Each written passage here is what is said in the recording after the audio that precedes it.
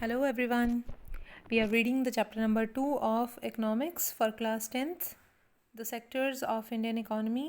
तो sectors में हमने लास्ट पार्ट में कवर किया था कि ऑर्गेनाइज्ड और अनऑर्गेनाइज्ड सेक्टर्स कौन से होते हैं.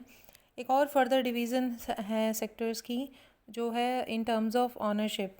तो ऑनरशिप के बेस पर सेक्टर्स को दो पार्ट्स में डिवाइड किया गया है, पब्लिक एंड प्राइवेट सेक्टर. तो लेट्स रीड कि पब्लिक सेक्टर क्या होता है और प्राइवेट सेक्टर्स क्या होते हैं.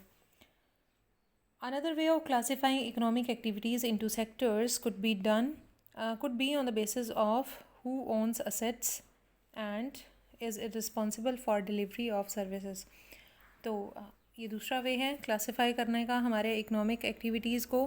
तो ये इसका जो बेस है वो ये है कि ऑनरशिप क्या है, कि कौन ऑन करता है उसके असेट्स को या फिर डिलीवरी ऑफ सर्विसेज कौन करता है.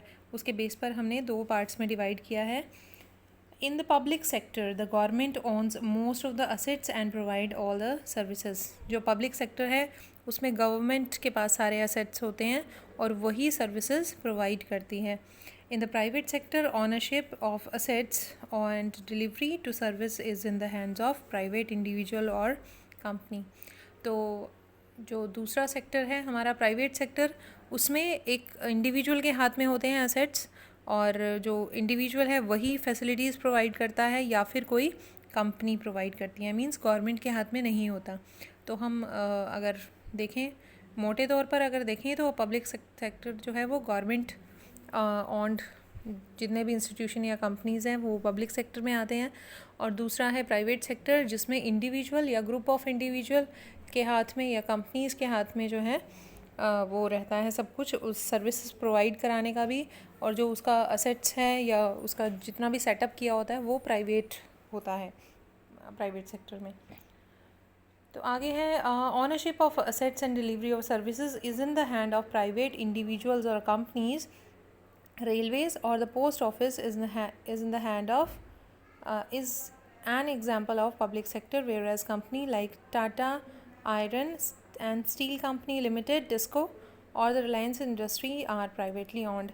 हमने दो एग्जाम्पल भी ले लिए हैं. जो पब्लिक सेक्टर है उसके एग्जाम्पल है पोस्ट ऑफिस और रेलवेज़. जितना है हमारा वो हमारी गवर्नमेंट के अंडर है तो वो पब्लिक सेक्टर में आएगा. और दूसरा है टिस्को है, कंपनी है बहुत बड़ी. उसके बाद रिलायंस इंडस्ट्री है. ये सारे की सारी जो है प्राइवेटली ऑन्ड है कि इनका कोई मालिक है, एक मैनेजमेंट के अंडर ये काम कर रही हैं, तो ये प्राइवेट सेक्टर में आएंगी. Activities in the private sector are guided by the motivate to earn profits. अब पब्लिक सेक्टर में जो काम करती है गवर्नमेंट वो पब्लिक के वेलफेयर के लिए करती है, लेकिन प्राइवेट सेक्टर में प्रॉफिट अर्न करने के लिए काम किया जाता है, प्रॉफिट अर्न करने के लिए प्रोड्यूस किया जाता है कुछ भी. To get such services we have to pay money to these individuals and companies. और हमें अगर इन कंपनीज़ की कोई सेवा लेनी है, कोई सर्विसेज लेनी है, तो हमें इनको पे करना होगा प्राइवेट सेक्टर में. In the purpose of public sector is not just to earn profit. Government raise money through taxes and other ways to meet expenses on the services rendered by it. तो public sector में सरकार का जो M होता है वो ज़्यादा profit कमाना नहीं होता, बल्कि पब्लिक को फैसिलिटीज़ प्रोवाइड करवाना होता है. और ये सारा कुछ रन कैसे करती है गवर्नमेंट, जितने हमने टैक्सेस पे किए होते हैं उन्हीं के हिसाब से हमें जो है सर्विसेज प्रोवाइड की जाती हैं. Modern day government spend on a whole range of activities. What are these activities, why do government spend on such activities, let us find out. तो आज के टाइम में गवर्नमेंट कुछ और एक्टिविटीज़ पर भी खर्च कर रही है. ये एक्टिविटीज़ क्या हैं उनके बारे में हम पढ़ रहे हैं. There are several things needed by the society as a whole but which the private sector will not provide at a reasonable cost. अब होता क्या है कि हमारी सोसाइटी को बहुत सारी चीज़ें चाहिए, लेकिन वो सारी चीज़ें जो है मिल नहीं पाती अगर हम प्राइवेट सेक्टर में के हाथ में वो चीज़ें दे देते. सपोज़ करो कि बिजली है, इलेक्ट्रिसिटी ही है, और इलेक्ट्रिसिटी अगर प्राइवेट कंपनी के हाथ पे आ जाए तो उसके जो दाम हैं वो बहुत ज़्यादा इंक्रीज़ हो जाएंगे और वो आम इंसान की पहुंच से बाहर हो जाएगी. Why the some of the need spending large sums of money which is beyond the capacity of private sector. और ये भी है कि इन सभी चीज़ों को प्रोवाइड करने के लिए बहुत ज़्यादा मनी खर्च करनी पड़ती है। अगर हमने मान लो कि रेलवेज़ ही किसी एक इंडिविजुअल का रेलवेज़ नहीं हो सकता, क्योंकि उसके लिए जो सेटअप है वो ऑल ओवर द इंडिया है। और इंडिया में किसी एक इंसान के पास जो है इतना बड़ा सेटअप नहीं हो सकता, उसके पास इतनी ज़्यादा जो है मनी नहीं हो सकती। Also collecting money from thousands of people who use this facility is not easy, और collection of money obviously not easy.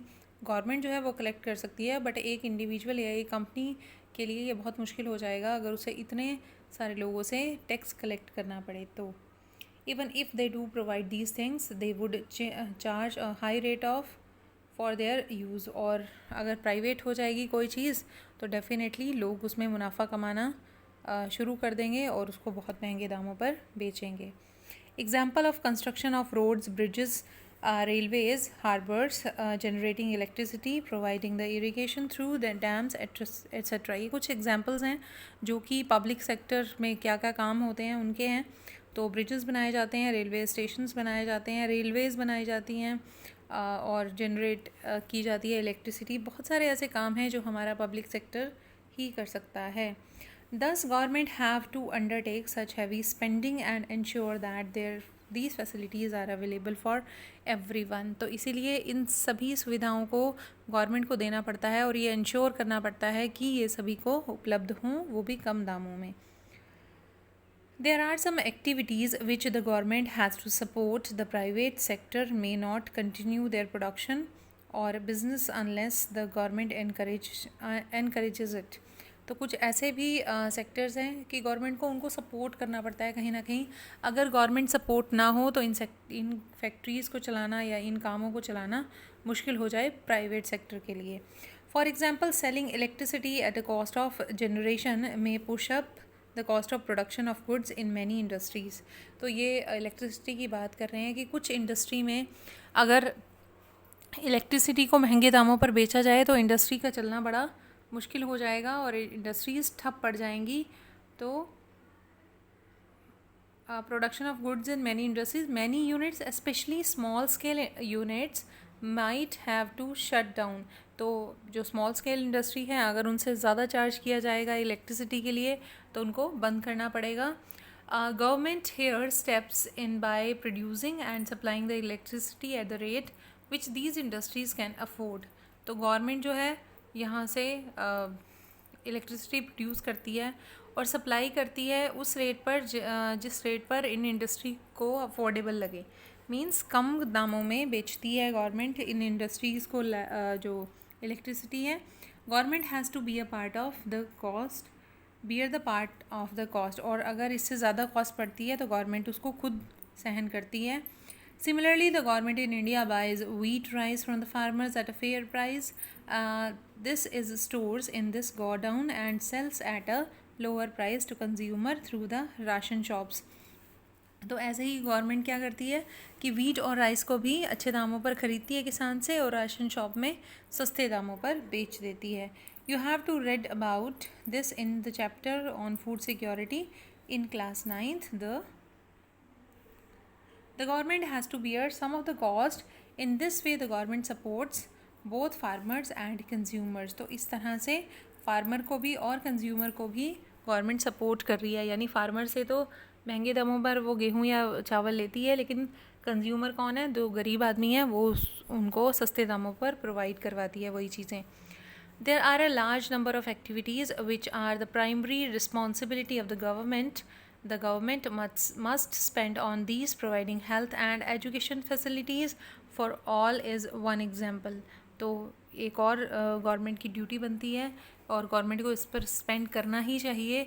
हमारी जो हेल्थ इश्यूज़ हैं या फिर हमारे जो एजुकेशन से रिलेटेड जितने भी काम हैं उन पर गवर्नमेंट को खर्च करना चाहिए और वो सारी फैसिलिटीज़ जो हैं उसको सिटीज़न को प्रोवाइड करवानी चाहिए। We have discussed some of these issues in the first chapter, running proper schools and providing the quality education, particularly elementary education, is the duty of the government.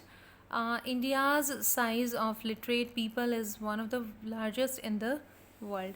तो यही है कि प्रॉपर स्कूल रन करें हमारे देश में और quality education provide हो बच्चों को।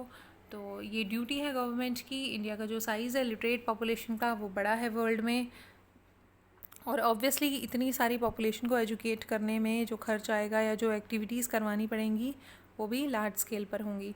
Similarly we know that nearly half of India's childrens are malnourished and a quarter of them are critically ill. We have read about the infant mortality. तो यही बताया गया है कि बहुत सारे बच्चे इंडिया में ऐसे हैं जो माल नॉरिश्ड हैं, क्योंकि कुपोषित हैं वो, उनको नॉरिशमेंट जो है पूरा नहीं मिल पाता, और इसी वजह से जो बच्चे हैं वो मर जाते हैं। इन्फेंट मोर्टेलिटी बोलते हैं इसको, यानी शिशु मृत्यु दर। The infant mortality rate of Odisha और Madhya Pradesh is higher than some of the poorest region in the world. अगर हम दो क्षेत्रों की बात करें, ओडिशा की और मध्य प्रदेश की, तो यहाँ पर जो मोर्टेलिटी रेट है इन्फेंट्स का वो बहुत ज़्यादा है। Government also need to pay the attention to aspects of human development such as availability of the safe drinking water and housing facility for the poor and food and nutrition. तो government को और भी चीज़ें देखनी हैं। Public sector है तो public के लिए और भी चीज़ें कि उनको प्रॉपर जो है पानी मिले, प्रॉपर खाना मिले, प्रॉपर उनको रहने की सुविधा मिले। तो ये सब भी गवर्नमेंट को ध्यान रखना होता है। It is also the duty of the government.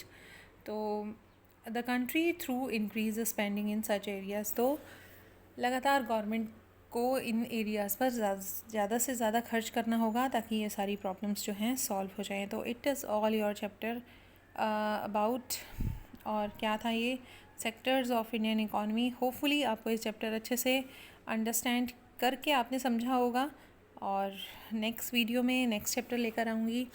तब के लिए bye bye. Thank you very much for listening.